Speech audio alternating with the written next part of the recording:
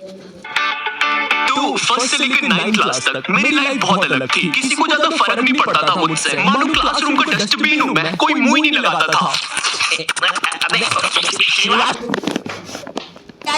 माँ बाप ने बस कचरा खाने सिखाया क्या? मुंह क्यों लगाया मुझे? बचपन में ऑप्स बैट्स के नाम पर लड़ाइयाँ करना। तूने मेरा बच्चा मार दिया। वो बारबी की नेम शीट को स्टिकर की तरह सर पे लगा लेना। मेरा तो एक यूट्यूब चैनल भी था, अजीब सी वाइन्स बनाता था मैं उस पे। मुन्नू तू एक घोड़ा है। मुन्नू जो बोलता है वही होता है। मुन्नू ऐसा कुछ नहीं। सब्सक्राइब करें मुन्नू नुन्नू की वाइन्स। मैं कहीं पर भी वाइन्स बनाने लग जाता था, भले फिर बैकग्राउंड में किसी की दादी मर रखी हो। सारी जायदाद मेरी। उसके दूसरे दिन ये बंदा भी मेरी वीडियो पे कमेंट कर रहा होता है, भाई full haha video. Thank you मेरी दादी के साथ कोलैबोरेशन करने के लिए। ओम नमः शिवाय। जिसकी दादी मरी है वो इस कमेंट को लाइक करो। जिंदगी बहुत मस्त चल रही होती है, लेकिन फिर 10th क्लास आ जाती है। 10वीं कक्षा। नो दोस्ती यारी, ओनली पढ़ाई। 10th क्लास के टाइम पर तुम्हारे मम्मी पापा को भी एकदम से याद आता है, अरे हमारा तो बच्चा भी है। अरे हाँ, किधर रखा है उसे? लास्ट टाइम तो कबर्ड में रखा था। भाग गया। 10th क्लास में ना तुम्हारे मम्मी पापा तुम्हारे पास आते हैं, इधर तुम तुम्हारे रूम में अजीब से काम कर रहे होते हो। ओहो साइंटिस्ट।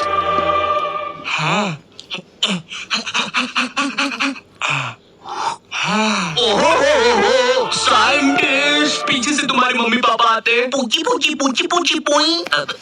हाँ मुझे पता है मम्मी पापा के चलने की आवाज ऐसी नहीं होती। 10th क्लास में मेरे पापा भी मेरे पास आए थे। उन्होंने मेरे कंधे पर हाथ रखा, मेरी आंखों में आंखें डाल के देखा और कहा, ये सर पे बारबी की नेम शीट लगाना बंद कर। और 10th क्लास आ गई है, पढ़ाई कर लेना चुपचाप। हाँ?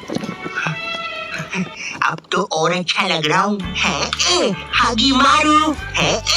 Lucky man. Kakashi sensei. पढ़ ले चुपचाप। वैसे ये कर कैसे रहा था ऐसे? मेरा तो हो ही नहीं रहा। 10th क्लास से तुम पर एक पढ़ाई का बोझ आने लगता है, जिसके कारण तुम्हें अपनी हॉबीज, कलाकारी, संस्कृति छोड़नी पड़ती है। हरे विद्यालय की शिक्षा और माँ बाप की इच्छा से ऊपर वाले ही बचाए।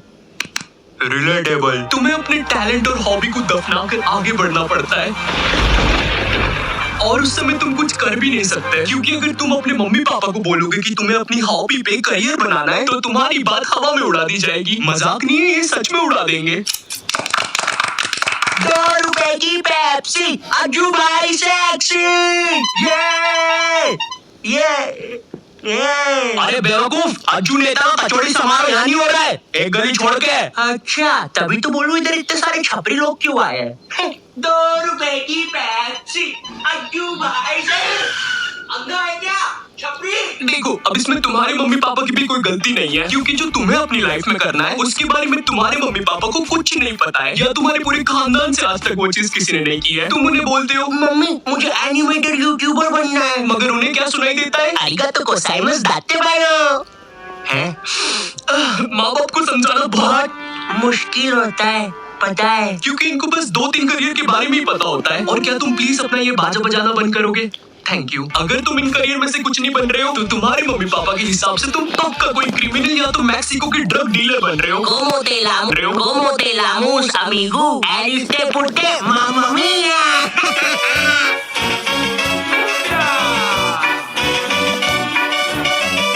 इधर तुम मम्मी पापा को अपने सपने बता रहे हो, उधर मम्मी पापा किसी दूर के मामा के एग्जाम्पल दे रहे होते हैं कि कैसे वो भी अपने एक्टिंग के सपने लेकर सपनों के शहर बम्बई गया था, लेकिन वहाँ कहाँ सपनों के शहर बम्बई। मैं बस उसे निराशा ही हाथ लगी, तो बुलाते हैं नेक्स्ट कॉन्टिनेंट को। मैं सपनों के शहर बम्बई आया हूँ।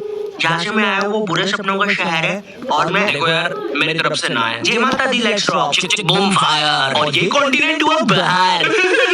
ये सब फेक होता है, मेरा नाम तक नहीं पूछा।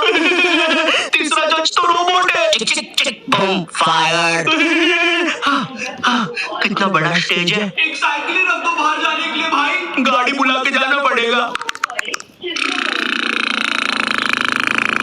भाई बाहर तक छोड़ दो। कुत्ते सबके सब कुत्ते कुत्ते कुत्ते। तो चलिए बुलाते हैं नेक्स्ट माता जी, let's go। मेरी तरफ से ना है। तो मैं अपने बारे में बताता हूँ। तो नॉट यू टैप जी। जी आपने कहा कि आपको पढ़ाई में बचपन से इंटरेस्ट नहीं था। बचपन से ही कुछ क्रिएटिव करना था आपको।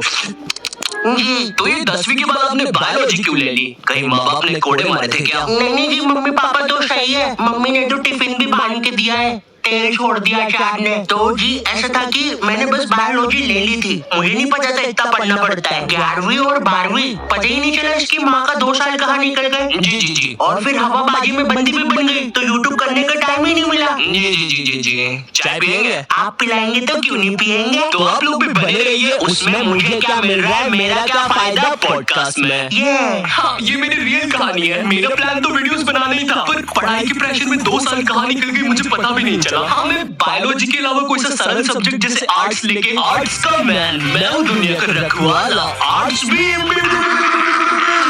बन सकता था। पर मेरे स्कूल में मैथ्स, बायोलॉजी और कॉमर्स के अलावा कोई सब्जेक्ट ही नहीं था। और देखो, मुझे कॉमर्स और मैथ्स तो लेना नहीं था, क्योंकि कॉमर्स वालों को स्कूल में कोई सीरियस नहीं लेता था। अंदर आग लगी है, आगे अंदर।